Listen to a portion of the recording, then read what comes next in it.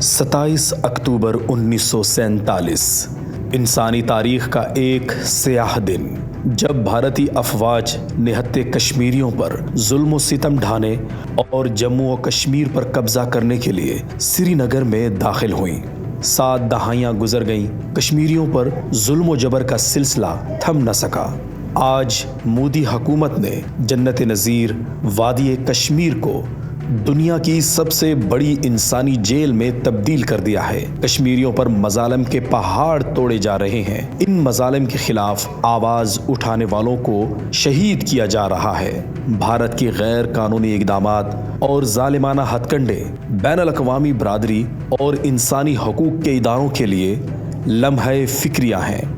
تمام پاکستانی آزادی کی جد و جہد میں کشمیری عوام کے ساتھ شانہ بشانہ کھڑے ہیں اور کشمیریوں کے حق خود ارادیت کے حصول تک ان کی حمایت جاری رکھیں گے۔